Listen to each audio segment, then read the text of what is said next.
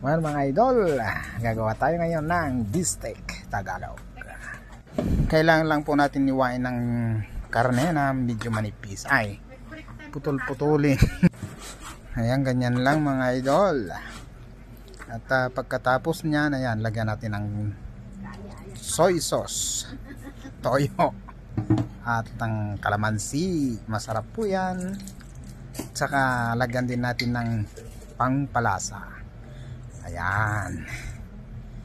Lagyan din natin ng bawang. Ayan, ito, bawang na giling. Ayan. Bago natin i-massage. Okay. At lagyan din natin ng pamyenta ito.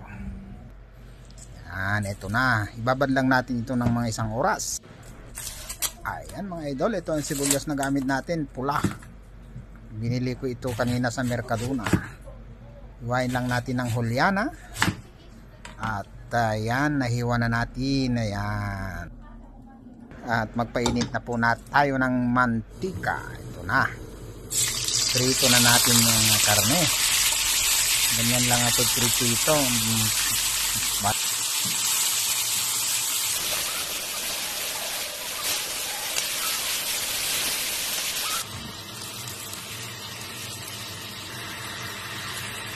Ito na mga idol, naprito na natin lahat. At ngayon naman sibuyas, prito na natin.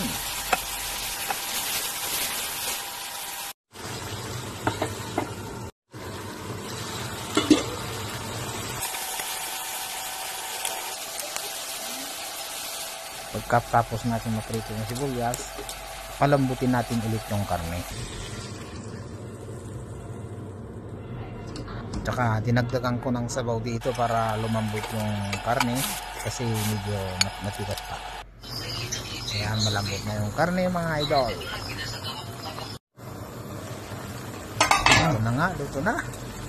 Pwede na natin ihalo yung sibuyas natin. Ayan. Ganyan lang. Madali lang magluto. Ayan, oh, pwede ka na tayong kumain. Luto na po yan. At maraming salamat sa panonood.